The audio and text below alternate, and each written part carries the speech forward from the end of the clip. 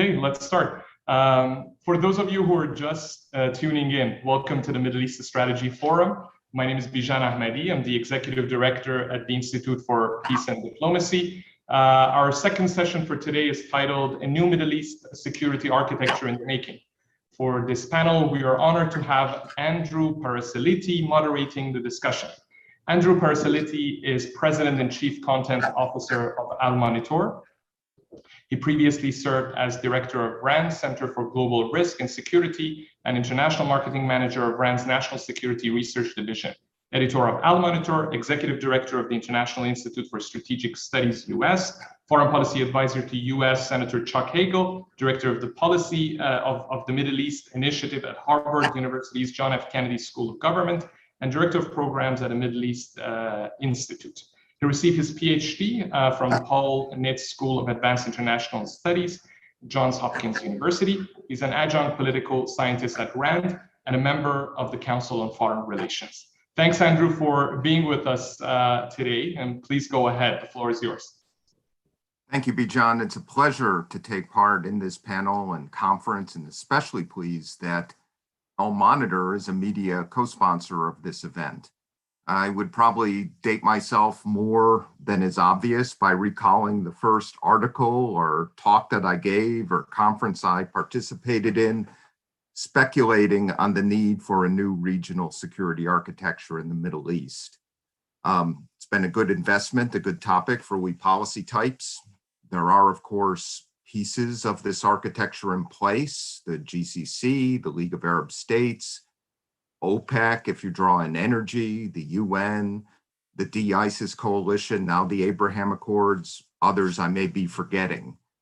So our discussion today can assess in part what's worked, what hasn't, what's needed in addressing regional security in a region beset by security crises.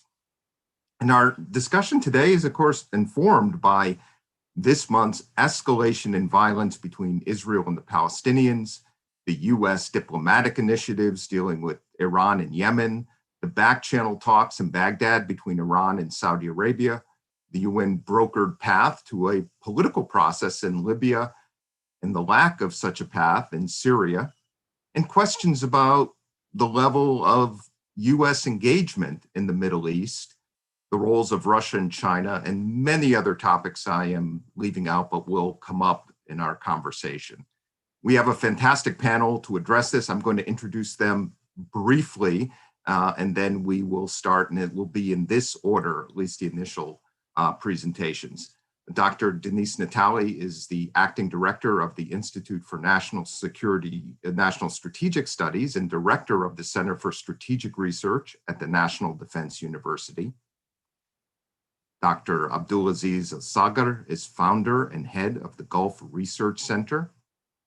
Dr. Sanam Vakil, Deputy Director and Senior Research Fellow for the Middle East and North Africa Program at Chatham House. And Dr. Hassan Ahmadian, Professor of the Middle East and North Africa Studies at the University of Tehran. So I've asked our panelists to kick off with 3 minutes of general observations. We will pick up some of these themes in the conversation. You will all have, who are on Zoom, will have opportunities to submit your questions via the Q&A option. So Denise Natali, please start us off. Thank you. Good morning, and thank you, Andrew. It's great to be on the panel with such esteemed colleagues. I'd like to thank the Institute for Peace and Diplomacy for sponsoring this important forum. I'll make some brief points on the US approach to the Middle East security architecture, looking at current trends in our foreign and domestic policy, assumptions of international order, and our current priorities. And I want to emphasize these are my personal views. They're not those of the US government, the Department of Defense, or the National Defense University. First, I'd just like to make a point that in my view, there hasn't been a rapid transformation in the security architecture or our approach, but rather gradual change and, in fact, continuity. Now, one important change, looking at our trends in our foreign and domestic politics for at least the past 2 administrations, is that there's the end of liberal interventionism. And by that, I mean no more open-ended, large-scale nation-building efforts, regime change, efforts to fix failed states, and never-ending democracy promotion programs. Secondly, when we're looking at continuity, our assumptions of international order continues to recognize the territorial integrity and the sovereignty of states. Now we know the breakdown or weakening of states, localized nature of conflicts, proliferation of non-state armed groups and hybrid groups have created new threats to regional security and stability. And these are some of the biggest that I see in my view. And so stabilization requires as much local solutions working by, with, and through hybrid actors and local partners as it does national level conflict resolution and diplomacy. Still, our stabilization efforts will rely on the state as a key actor in assuring international order. And third is our current approach and priorities. Based on these trends, they're include, but they're not limited to, first, the reliance on partners and allies. This has not changed. We heard about burden sharing in the previous administration, compact-based partnerships. We will continue to foster partnerships in the Middle East through diplomatic means, intelligence, cooperation, and military tools. And note that Israel remains America's most reliable partner in the Middle East. Secondly, our engagements based on US national interests and values. The Biden administration's interim strategic guidance affirms that we will not offer a blank check to partners and pursue politics at odds with our values and interests. Now, in my view, this balancing these two interests and values has continued to be a challenge to this administration, as it has been in previous ones. And third is assuring that the Middle East is not a safe haven for terrorists by managing and containing threats rather than eliminating them. We will prioritize by asking, is this an existential threat to the US homeland? So what does this mean specifically? It means we will prioritize great power competition and its influence in the Middle East, particularly from China and some from Russia. 2, continued support for the global coalition to counter transnational terrorist threats such as ISIS, preventing conflict and promoting stability. See the new US strategy to prevent conflict, ending forever wars, and assuring regional stability to include containing and relaunching negotiations with Iran. And I'll leave that there. Thank you. Thank you, Denise. Dr. Abdulaziz, welcome. The floor is yours. Thank you very much, sir. And sorry for the quality of the image because the light in this hotel is quite low, wherever I am. First, let me start by thanking the Institute for the invitation, and thank you very much for moderating our session. And great to meet some of my old colleagues here on the screen. I'll focus on the regional issue for me, which is more clear interest to me and to a lot of the audience that you have. Number one, you've mentioned Abraham Accord, and the question is, a lot of people overestimated the Abraham Accord and what is the result of that one could be, whether there will be a military coalition or a military collaboration between Israel and other countries in the region. I doubt it. I think that's very, very premature to see anything like this for 2 reasons. Number one, the Israelis have never had a history of defending other country or other people. Second, still, as long as we have the conflict running between Israel and the Palestinian, I don't think any other Arab country beyond the level of gradual normalization will move any step further, because it's a precondition for many of the Arab state countries to see that normalization lead to a peace, and that's still, we have not seen it, and the last event that we're seeing, it's quite difficult. Second, looking at any sort of a security architecture in the region, there is 2 important elements here. If we talk in Middle East, then there is 2 countries that disturb such a security architecture, Israel and Iran, from our point of view.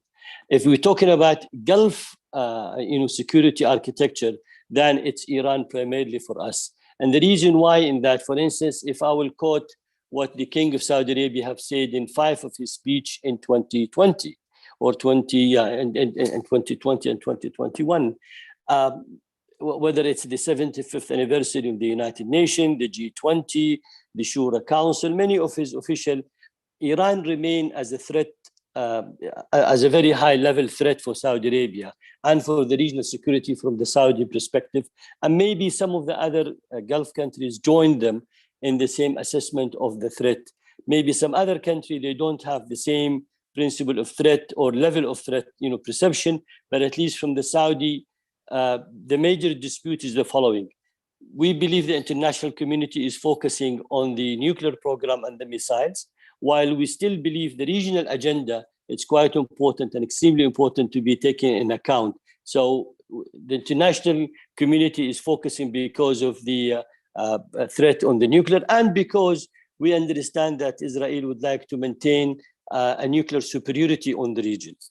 But at the same time, we believe other issues, related to maritime security, related to energy, platform, related to interventionist policies, related to expansionist, support of militia, and so remain as a very important and vital issues for Saudi Arabia and some of the Gulf countries. I cannot say that there is a complete unified position. The complete unified position is the following, that Iran remain a threat to the region. And one of my explanation of the Saudi having the first meeting with the Iranian officially, because I was personally involved in a track 2 discussion with Bob Malley at that time and others.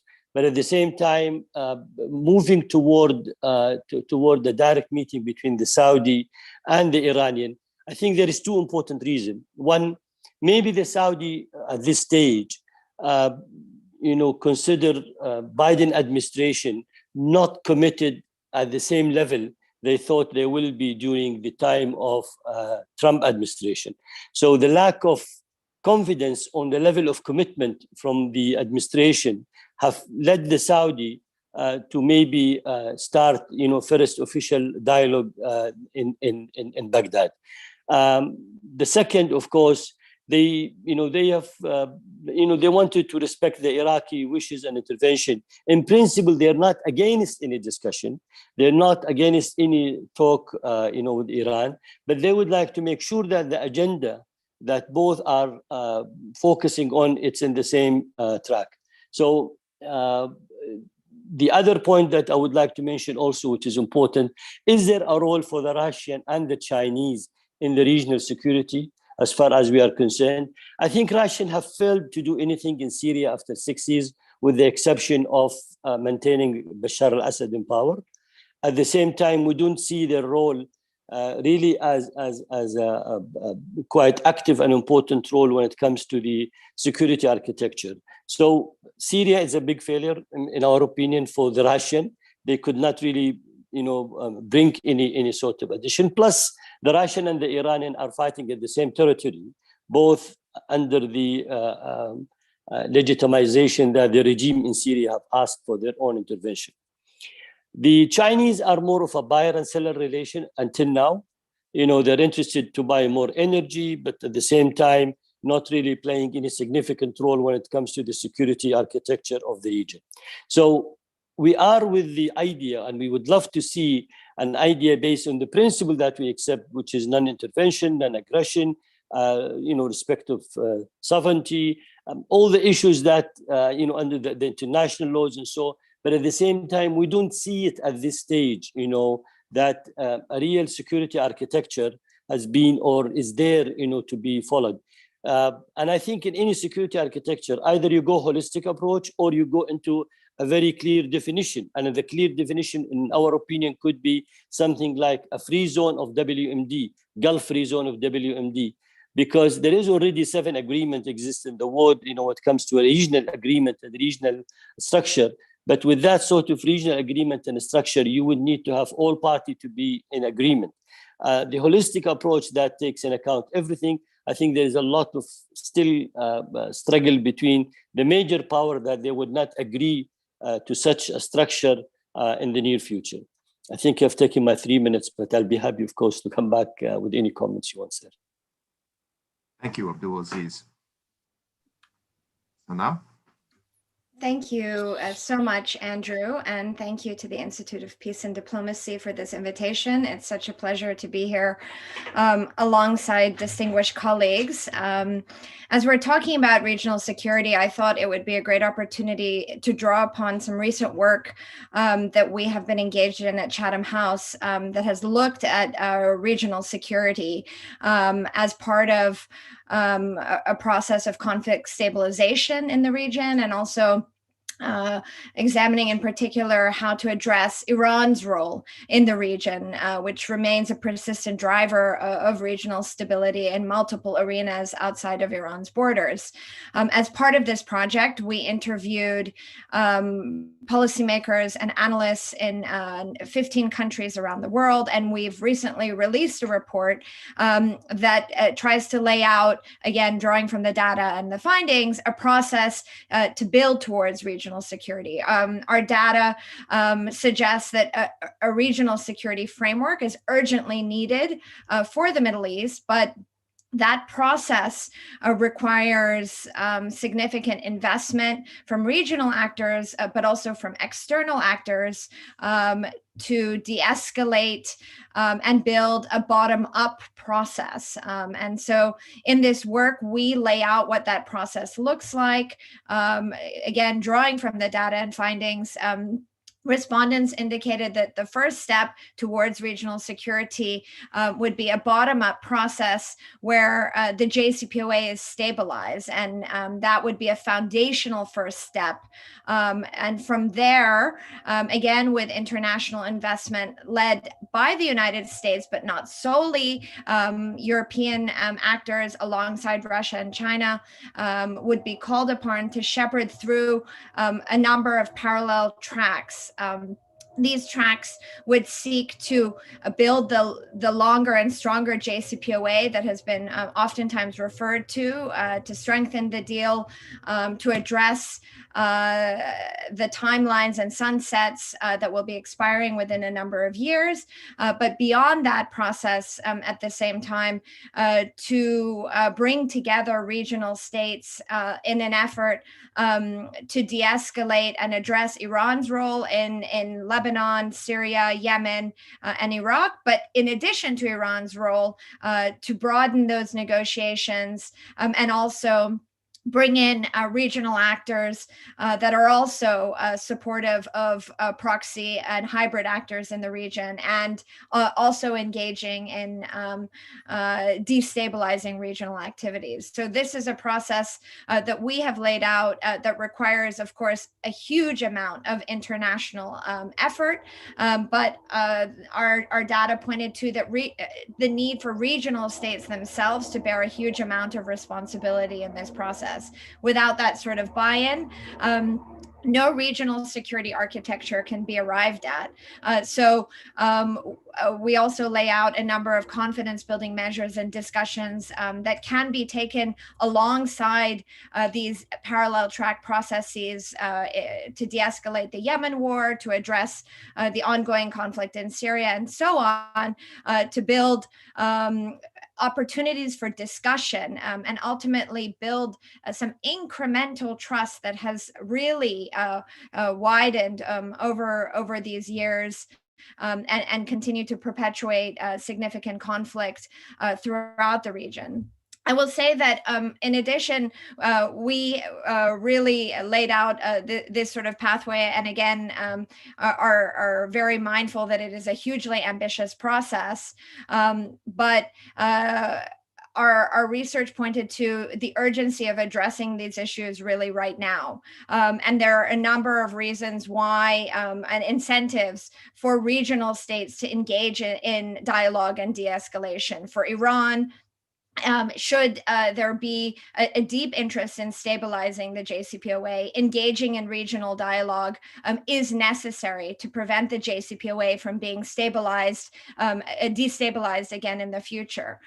For other Arab states, Gulf Arab states, for Iraq and other countries that have been made vulnerable to tensions between the United States and Iran, between Iran and Israel, there is also, I think, a great incentive to de-escalate, particularly because COVID has been a huge equalizer in the region. Economic demands are sort of leveling. We have seen a huge amount of protests throughout a number of Middle Eastern countries. So the pressure on the region really remains the same.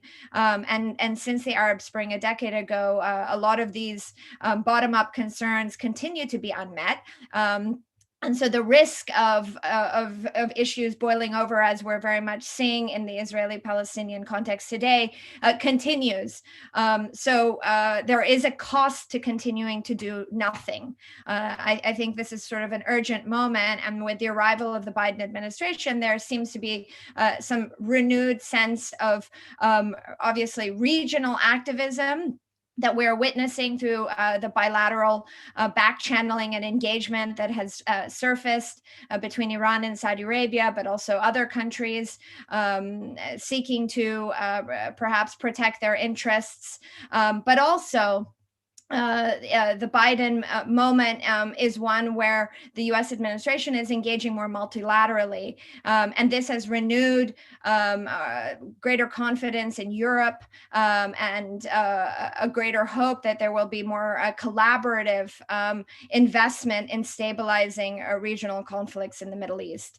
So there's much to say going forward, I think also on the Abraham Accords and the other models that you mentioned at the beginning, Andrew, but I think I'll just finish by saying all of these models that do exist, or security structures that do exist, are collective security structures. They are not cooperative security structures for the region. And ultimately, the region needs that cooperative model, not because that cooperative model is going to be the mechanism that will be the panacea that will leave the region in a happily ever after state, but rather having a structure where regional states can draw out and discuss their issues is urgently needed. Collective security has yet to stabilize conflicts and reduce tension and build trust in the region. So I think perhaps it's time to turn the page and push this model of cooperative security forward. So I'll leave it there. Thank you. All right. Thank you, Sanam. Hassan, welcome. The floor is yours.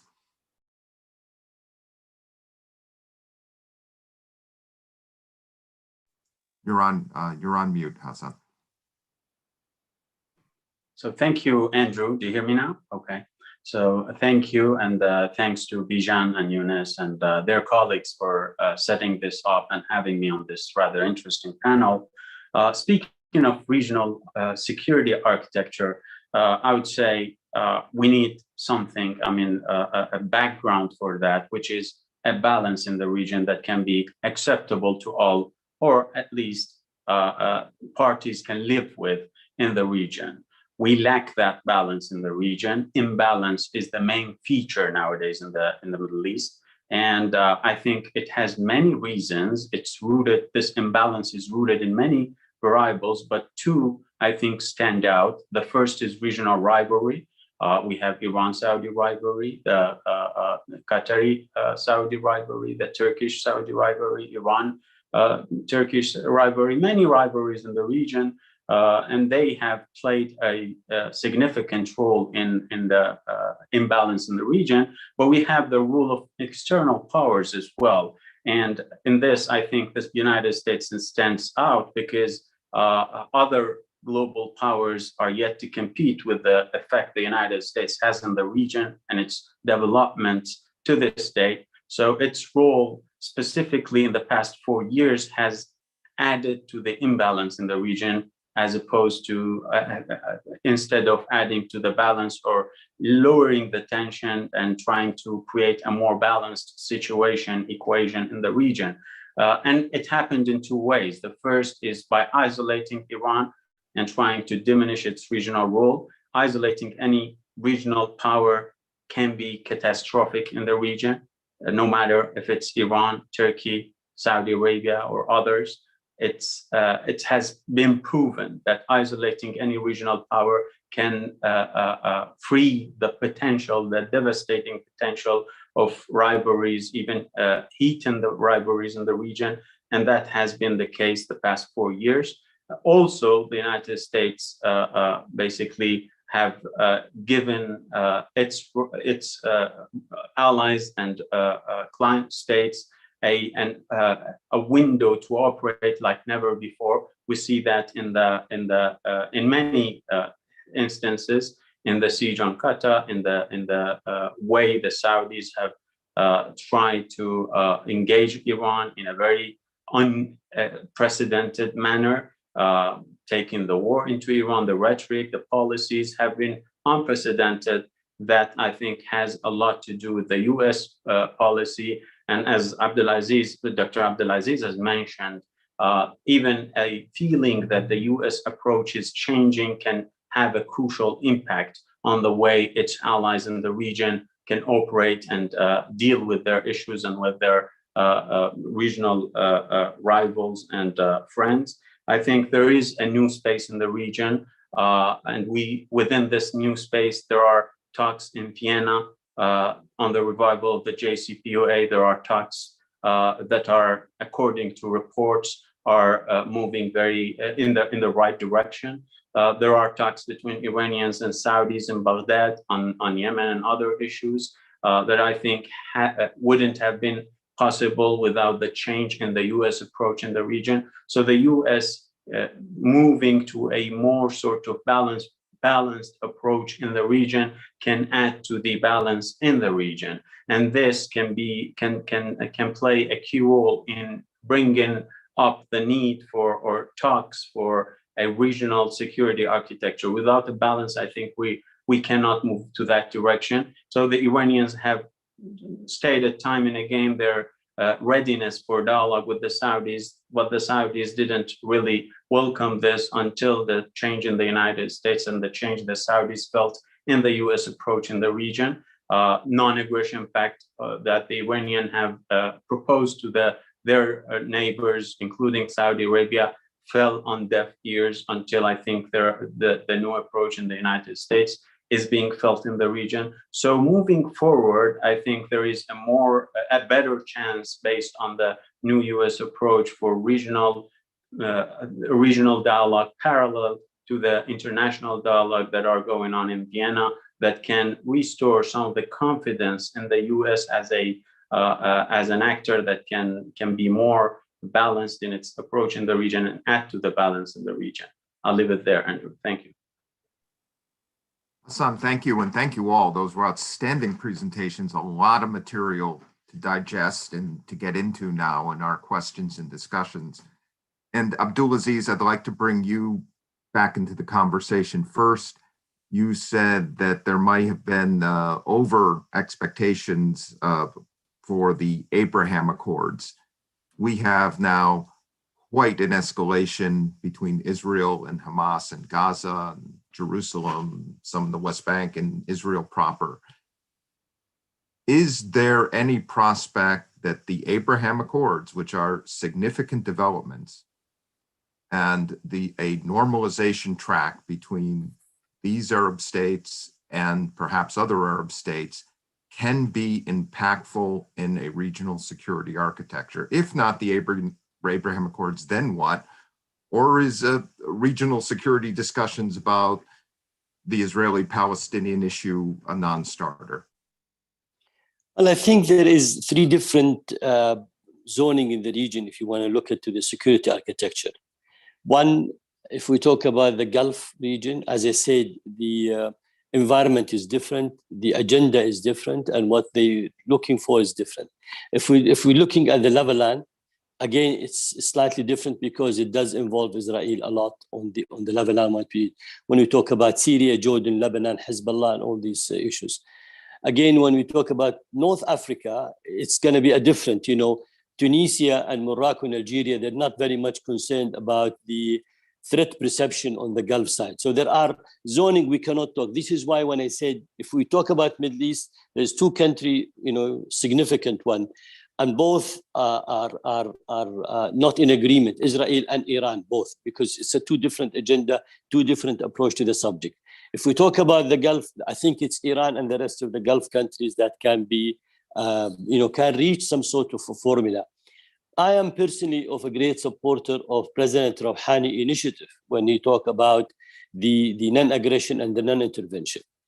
The Ibrahim Accord, as I said, it's a step toward normalization, establishing a diplomatic relation, but there's no military alliances there. As I said, Israel will never go and fight on behalf of somebody. They will never go and defend another country in the Gulf if there is a threat or if there is a military attack there. Because historically, they have never done it. All what they do is to protect their own interests. And second, no country will go and seek Israel support as long as there is this conflict existing. The question, where is this conflict will take the region?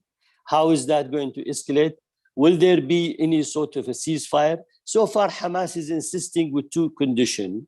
One, it should not start with the precondition of a ceasefire. Second, it should include the Quds. Now, whether the Israeli will accept or not, I think, there is a sort of a disappointment in the region from the American approach toward this conflict. We thought with the first phone call between Jack Sullivan and Prime Minister Netanyahu, that was quite sensible, addressing the issue quite well. But then when we yesterday see that there is a congressional approval for the precision bomb to be supplied to Israel at this time, that does not send a positive signal. That sends an extremely negative signal. And at the same time, it defeats the whole notion of President Biden campaign at the time when he said he's in support of the two-state solution, he's in support of the Palestinian reopening their office in Washington or the existent, he's in support of, re-helping the Palestinian and, continue the US aid and so on that one. So all of a sudden, when the first taste came into into reality, we saw a different approach in that one. And I hope they will adjust it quickly. I hope the US can use its leverage, quite well to de-escalate this tension, to come up with a better, workable solution. Use some of the Arab countries like Qatar and Egypt, particularly these two, they do have a lot of leverage with Hamas. I don't want to use Turkey, for that, although Hamas, some of the leaders of Hamas, they do live in Turkey and they have a strong relation to Turkey. But I think Qatar and Egypt can have a much better leverage in convincing and coming up as a co-mediator with the US and helping to de-escalate such things. Thank you, Abdulaziz. Yes, sir. Denise, picking up on some of your points and what has been said here already, do you think that there is an option for the U.S. to work this kind of bottom-up model and not working with the regional powers, or does regional security begin top-down? And here I'm thinking, in these crises, is the first stop for the United States, Russia, China, the EU? That seemed to be the first stop before the Iran negotiations. How do you conceptualize regional security given these disparate interests, the many countries of the region, and the US role? You began by saying the US would be more wary of deeper engagement in what you called liberal interventionism. Thanks, Andrew. I would start by saying, as we recognize, again, I'm going to go back to the sovereignty of states, starting with our strategic interests. And so I'm thinking from a strategic perspective, we have to deal with those key leading national actors and the allies and partnerships that we need to establish to assure the stability at national levels. Now, so I don't think that there's an either or.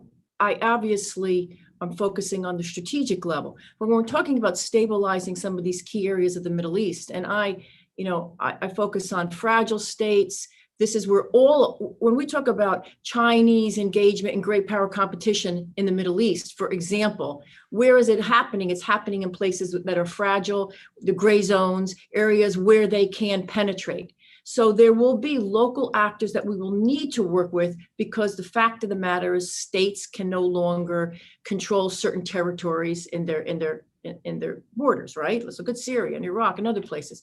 So working through some of these local level, bottom up approach, if you will, is part of the stabilization efforts. But with that said, it still has to go through. We don't have an actor in Syria to work with at this moment. But at the end of the day, we're still going to work through our key regional actors and partners to assure those security, valuable security interests. So I just want, if I can, also jump in from the last point, when there was a comment, there hasn't been, there's been a disappointing response from Congress in regarding to Israel. I do go back to, we shouldn't expect so much has changed from one administration to the next. There have been important nuances and things, but Israel continues to remain the most important security partner of the United States in the region. And I would not expect that to significantly change in this administration as well. Thank you. Thank you, Denise.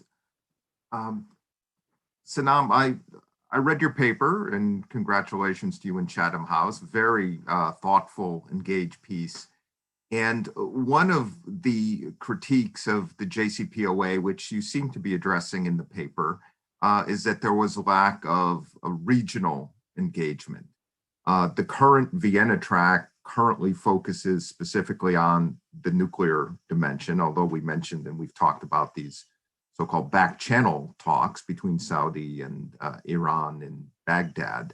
Tell us, are you advocating here that these two tracks, the nuclear track and the regional track, needs to be combined, or should they be concurrent, separate tracks?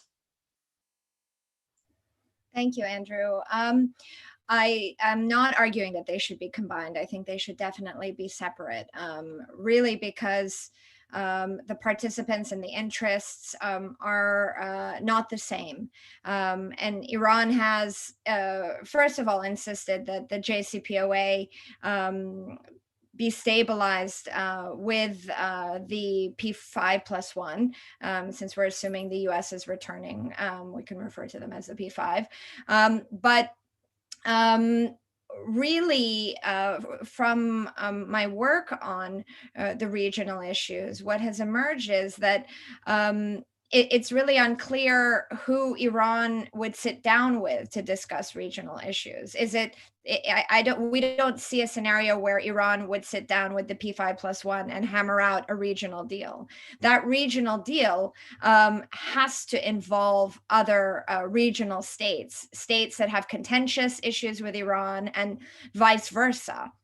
And rather than lumping all of these issues together in one broad negotiation that really, I think, seems quite overwhelming, what we suggest is that there should be this segregated approach, breaking apart the conflicts, and the relevant players should be involved in each of them. For example, a Yemen de-escalatory process would include Iran, but it would also include Saudi Arabia, the UAE, multiple GCC states, the UK, the US, in that multilateral forum.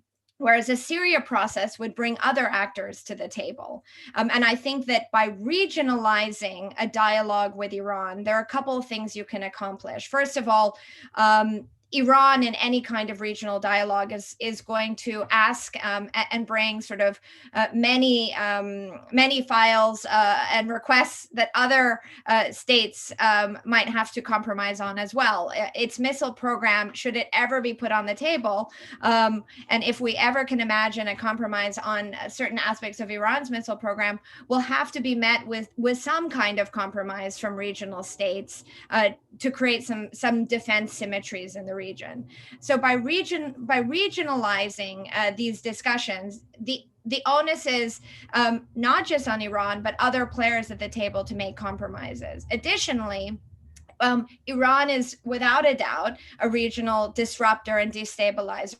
But we all know quite well that it is not the only country that supports hybrid actors, and this sponsorship has to end in order to stabilize the states in the region. So in the conflict in Syria, obviously multiple players can be brought in. The conflict again in Yemen, multiple players can be brought in, and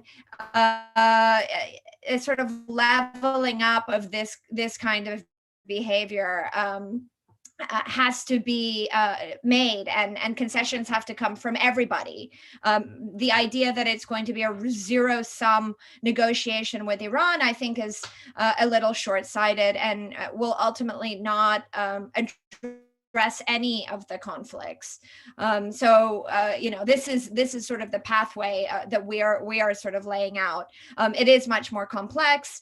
It does require a significant investment, but we see this incremental approach as being much more effective rather than creating a sort of big, broad dialogue which could sort of result in a yelling match and everyone sort of getting up and leaving the room, and that's it. Thank you, Sanam. Hassan, I'd like to come back to you. Sanam began her last remarks by saying who Iran would talk to, and I seem to recall that there was UN Security Council Resolution 598 at the end of the Iran-Iraq War. There was reference to a regional security piece there that still occasionally makes its way into Iranian statements about security in the region. Does that imply that Iran would consider some type of UN structure for security talks? And in that context, or another context, if that's not correct or fully correct, would Iran consider engagement with the US and outside powers as well as the regional powers over security issues such as Syria, Lebanon, Iraq, and other issues? Thank you, Andrew. I think the Iranians have have came up with many initiatives calling for regional dialogue, regional security architecture. The main Iranian model, the way I understand it, is a regional dialogue that can lead to a regional security architecture between Iran and its neighbors in the GCC, Iraq, others. Specifically in the Persian Gulf, the GCC, Iraq, and Iran should be the main parties, and then, of course, those international also actors can have a role in setting the architecture up, or having a say as secondary actors. So a local security architecture is the model for Iran. And its initiatives, all of them, if you go through the Non-Aggression Pact, the Regional Security Dialogue, the HOPE initiative of President Rouhani, and before that, during the Ahmadinejad and then Khatami and Hashemi Rafsanjani administrations in Iran, all of them have this in common, that they call for a regional security architecture by regional security, by regional states that include Iran and its neighbors. So a UN-sponsored,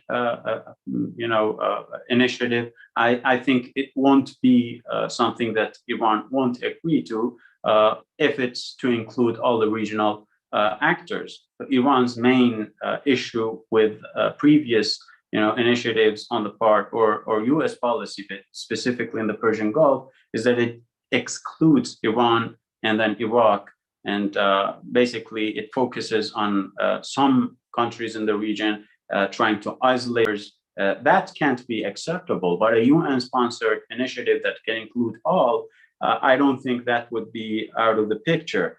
Now, engagement with the United States has started during the Obama administration in Oman, and then the JCPOA was signed after rounds of negotiations.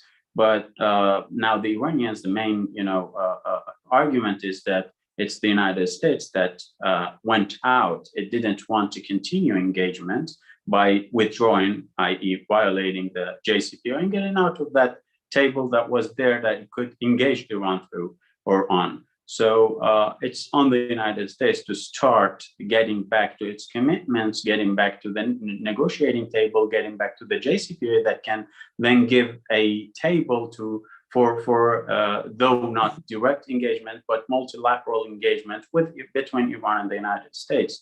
On regional issues, I think Iranians are less keen to have talks with the United States. They are more prioritizing regional dialogue as a parallel forum with international discussions in Vienna. So the parallel mechanisms that can bring up regional issues, not the Iranian issues, not talks on Iranian ballistic missile program, not talks on Iran's regional policy, or some put it as Iran's regional behavior, but regional dialogue on regional issues that Iran has differences with its neighbors on is the priority for the Iranians now. And I don't think they prioritize having the United States on the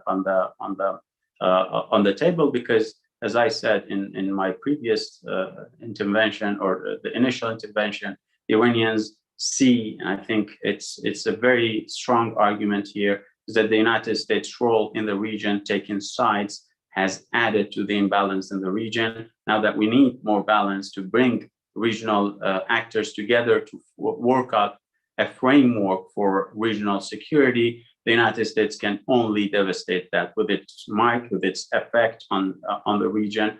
So it can only encourage it, and I think that would be the wise, policy, to encourage regional dialogue in parallel with the nuclear talks in Vienna. Thank you. Abdulaziz, are U.S. partners in the Gulf concerned about U.S. disengagement, and are the I wouldn't say track two, or the kind of quiet discussions between Iran and Saudi Arabia in Baghdad, and there have also been reports of such conversations between Iran and the UAE and others. Is that the result of a concern about the U.S.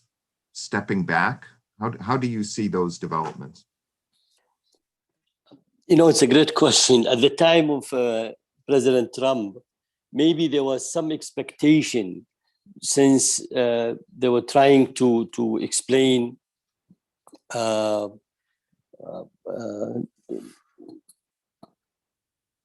were trying to interpret Trump's attitude toward Iran. In a way, they thought he may have some sort of confrontation or some sort of involvement one way or another. But that did not happen after the 4 incidents. After the tankers, the ships, the commercial ships in Fujairah, after the US drone, after the attack on the Saudi oil critical facility, when they saw no response, they thought maybe he was talking only about it, but no real sort of rules of engagement was not really very clear whether he will do, and maybe it was more of a talk rather than any implementation. They have the feeling from the day one that President Biden is more in favor of trying to have a more dialogue with Iran to de-escalate the situation. But at the same time, it's the catch-22 for us here.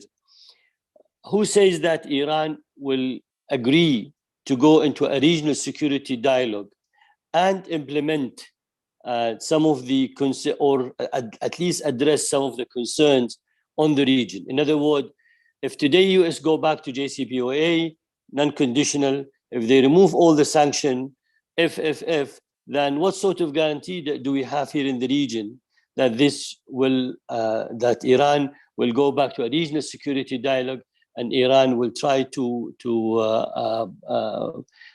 implement all this sort of concern and address all this sort of concern? It's a big concern in the region. This is why I said it before. I said maybe because Saudi became more concerned, and situation in Yemen have continued at past 6 years. We have heard the Crown Prince in a TV interview totally changing the tone toward Iran.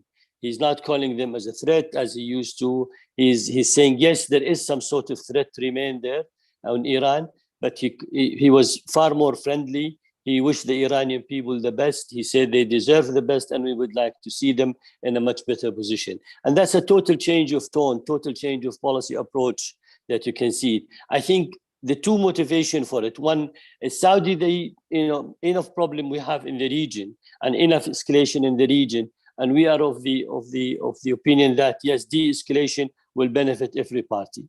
But at the same time, the strong alliances with the US did not bring any sort of guarantor to the Saudi that their concern will be addressed. This is why the Saudi foreign minister have said it very clearly in more than one occasion that we need the US and the other B5+1 to take in account our regional security concern. And by the way, in my opinion, Vienna talk, if it succeeds, is not going to address this concern. So I'm still of the opinion that having a regional security dialogue, now we have 4 proposals on the table. We have the US, proposal or the US structure for the MESA. Then we have the Russian proposal. We have the Iranian one, from President Rouhani, and we have the European.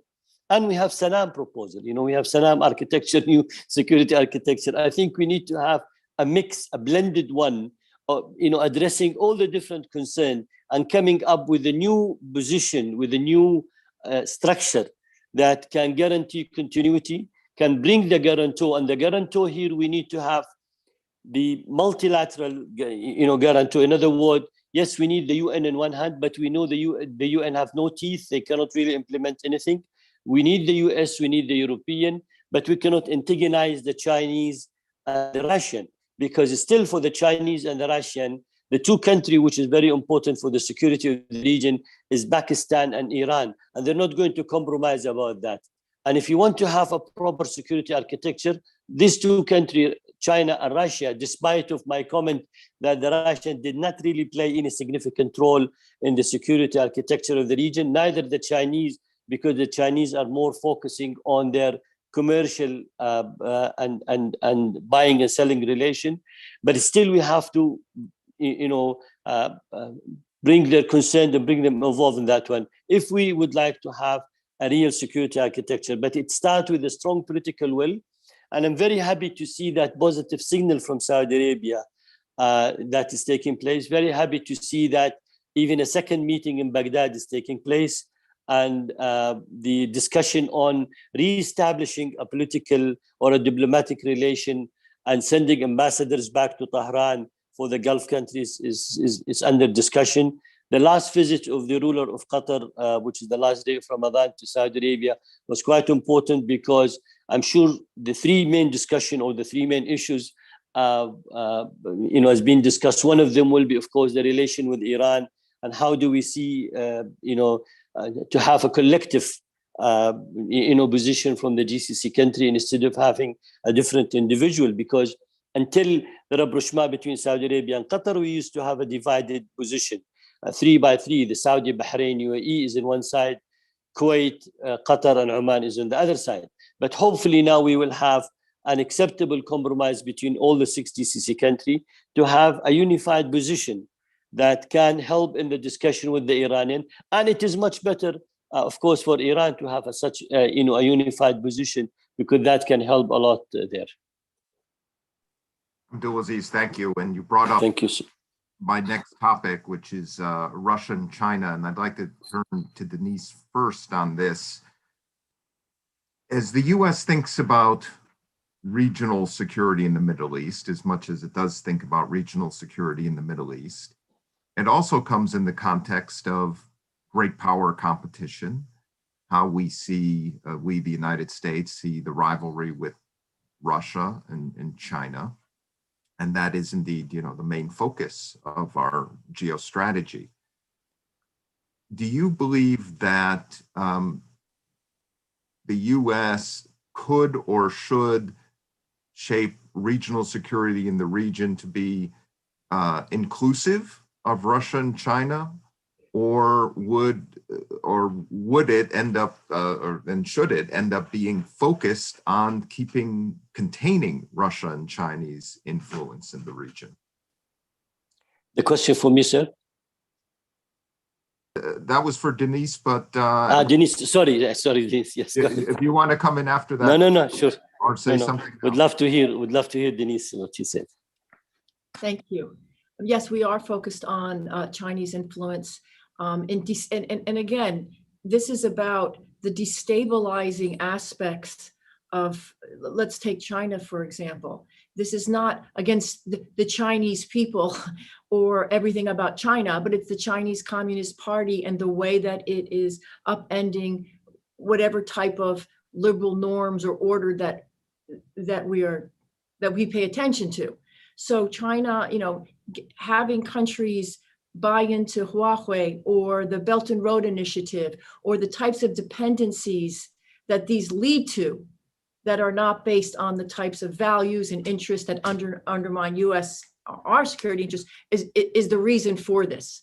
So, if China became a country, which it's not, where we don't have to worry about upending the liberal international order or the types of, let's say, opaque business activities that they engage in, then it wouldn't be as difficult an issue as we're having right now. So I do want to be clear, it's not the Chinese, it's the Chinese government and the types of policies and illicit behavior, illicit activities that it does to undermine our interests. And this goes back to what I said initially, Andrew, the balancing between national interests and resolving pressing security matters and relying on allies and partners and focusing on values and human rights is the one that we've got to balance. Because at the same time, we are making this decision or that we will not be the only one engaging, that we cannot be creating security apparatuses without the political will and buy-in of our regional partners and allies, means, now I'm going to give you my real opinion, that there's going to have to be some give. That you can't have it both ways without saying, don't buy into this.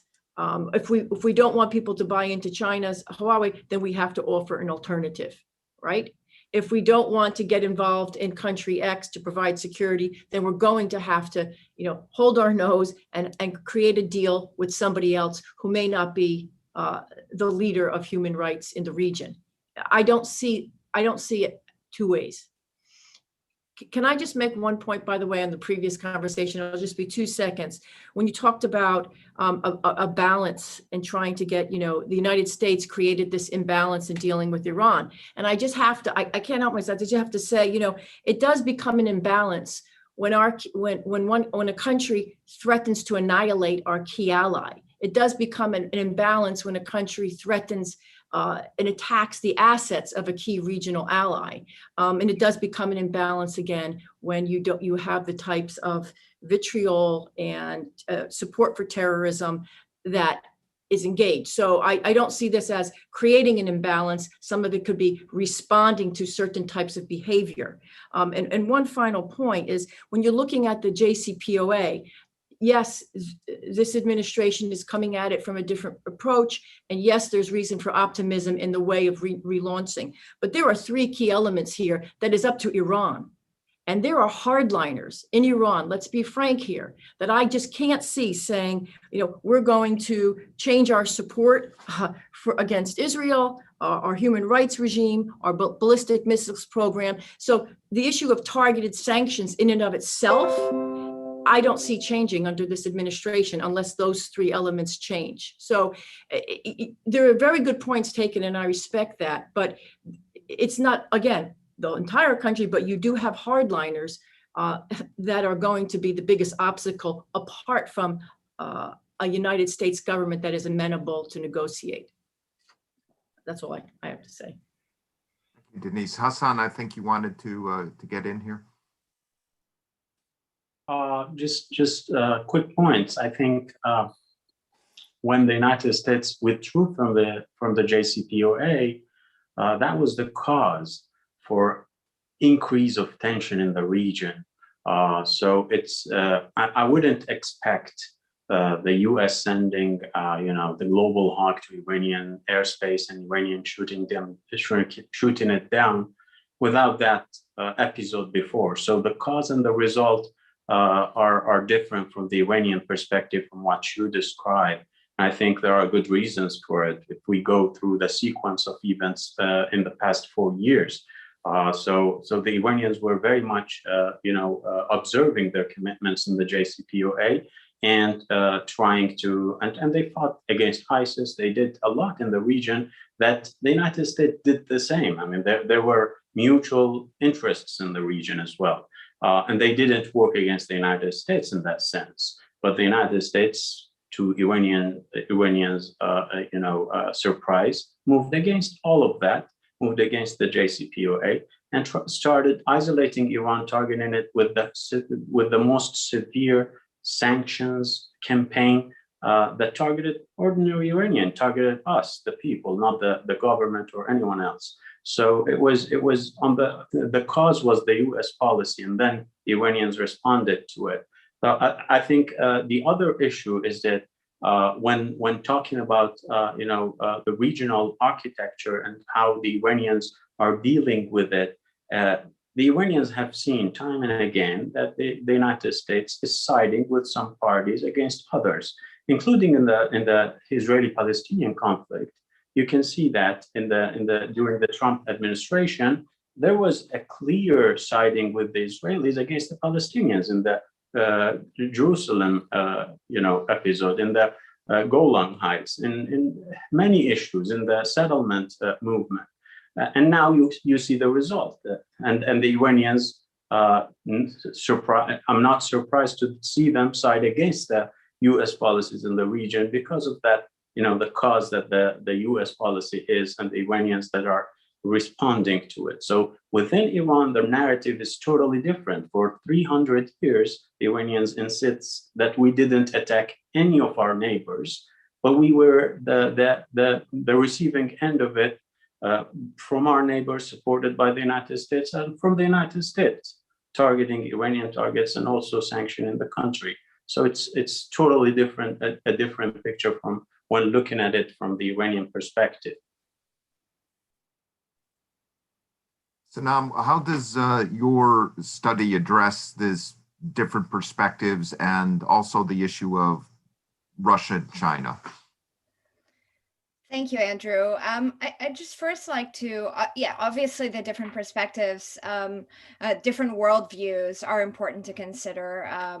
But I think that for all actors, also reflecting how they are seen is important. Iran's foreign policy is defensive in orientation, but it is clearly perceived to be offensive. And this is a statement that has even been said by higher ups in the Iranian IRGC. And really what is necessary in being aware of this dynamic is that Iran, similarly, I think, to Israel and other regional states, they have to consider that supporting the status quo is not sustainable. Israel's policy of ignoring the dynamics on the ground in Palestine, within Israel itself, is clearly proving to be unproductive for its own security and stability. I think much can be said for Iran in the same regard. There are deep divisions in all of these countries where Iran is supportive of hybrid actors and proxy groups. We have seen protests against Iran's presence. Iran's presence is without a doubt predatory, and this definitely emerged in our research. So Iran too must consider that its engagement in the region is also fragile.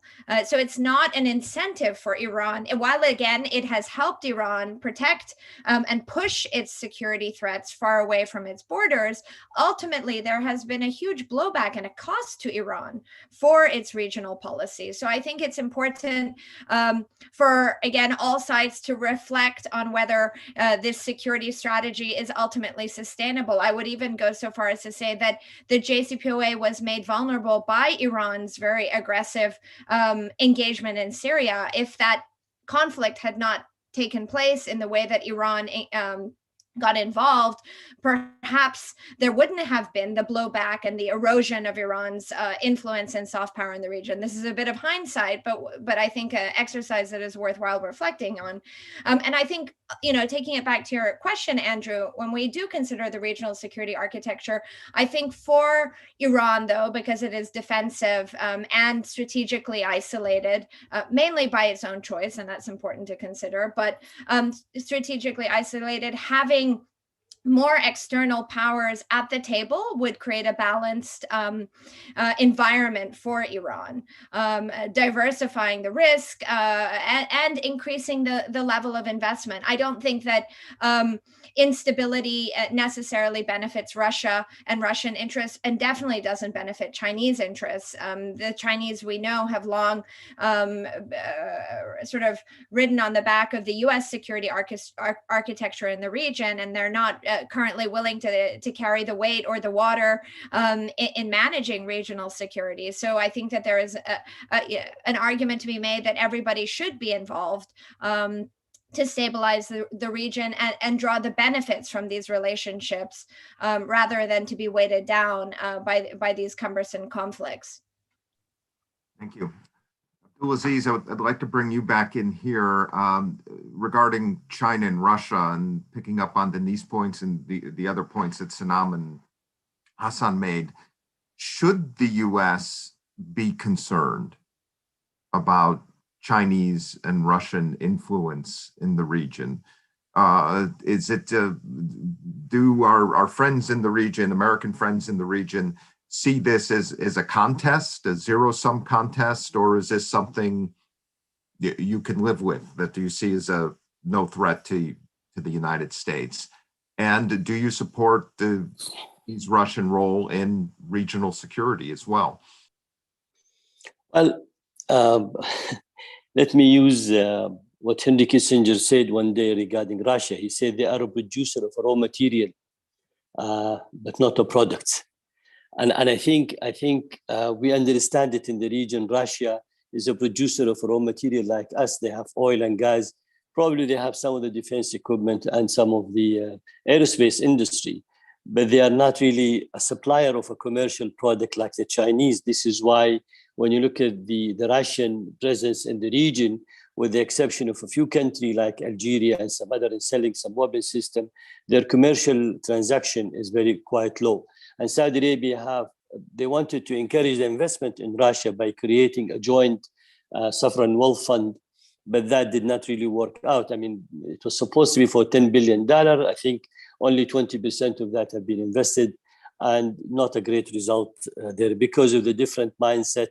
The Saudi Sovereign Wealth Fund take the same approach with the international standard. The Russian, they would like to have their own standard, which didn't work. And plus they have not really presented projects of a great interest, to the Saudi investment side. So I don't think we're going to see an increase in terms of Russian relation. Plus we see Russia as a disturbing factor. We see Russia intention of expansion in the region, that this can lead to a Cold War era. We see Russia wanted to go back to Sudan. They wanted to have a different relation to Yemen with the STC, with the southern, side, and with the Houthi. They have a different game to play in the region. They wanted to be repositioned again in the Horn of Africa. And we don't encourage that. In fact, this is one of our concerns also, that, we don't see it as. Plus, we see Russia position when it comes toward Iran. It's one-sided. They're not really balanced in terms of the way how they look at the situation between Gulf and Iran. The Chinese is slightly different because 32% of the Gulf energy export, or China import 32% of their consumption from the Gulf. So Saudi Arabia is almost 17%. So they're the largest buyer. If you count some of the Asian countries together, like Japan, China, India, and South Korea, that comes almost to 65% or plus, plus or more or less, in that side. But still, China remains the larger importer of that one. We understand the new alliances now between Australia, India, South Korea, and Japan put Saudi Arabia in a difficult position, the Gulf country, where we need to position ourselves with our alliances, which is the US. But at the same time, we understand that the US have not delivered the thing that we were hoping for the agenda. I'm sure any expansion in the relation between Saudi Arabia and China or Russia will be of concern on the US side. And I'm sure they're not going to take it at ease, and I'm sure we're going to receive a lot of comment. But at the same time, when we see the Biden approach, in one hand saying we are concerned about the security of the region and the Saudi Arabia and the safety and the security, and they address the concern when it comes to the missiles program held by the Houthi, we don't see much in action there. At the same time, they want to reduce the supply of the defensive weapon system to Saudi Arabia. So we see it in different angles. In one hand, yes, the statement is good, but in reality, we want to finish the war in Yemen faster than anybody, and I'm sure that was the Saudi wish since long time. But at the same time, it's a cheap cost for Iran. It's a very expensive cost for Saudi Arabia. It gave Iran a strong position in negotiation, even today in Vienna, and even when we come to discuss a regional security issue, Iran always would like to use that as a strong bargaining position. And we don't get, we see the pressure in the Congress and Biden administration by minimizing or reducing or even cutting any sort of military collaboration with Saudi Arabia, which can include an intelligence sharing also, which at a certain time it was quite useful. So all of that is a concern. So the big question is, your economic future and economic, goes to the Asian side. Your security remain with the West and not with the East. But at the same time, the West is not delivering what is needed for your own security, regional architecture. And that's the big dilemma, in my opinion. Thank you, Abdulaziz. We have a question that's going to be asked Sanam and Hassan. What could and would Iran be willing to give up in Syria and Yemen? We've talked conceptually, what would be the first steps, either in confidence building way or another way, to bring the sides closer to resolution, because in both cases, they don't seem to be very close at all. Maybe Sanam will start and then Hassan.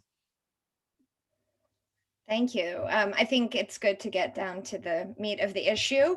To be very honest, I don't know what Iran would be willing to give up. I think that is part of the dialogue process that is needed. I'm not sure the zero-sum demands that Iran should leave can ever be met. And perhaps, pardon my cynicism there, but I think that red lines can be negotiated where Iran could agree to limit its movements close to the Israeli border, could eventually cease the proliferation of lethal aid to groups in the region. I think those sort of agreements could be arrived at.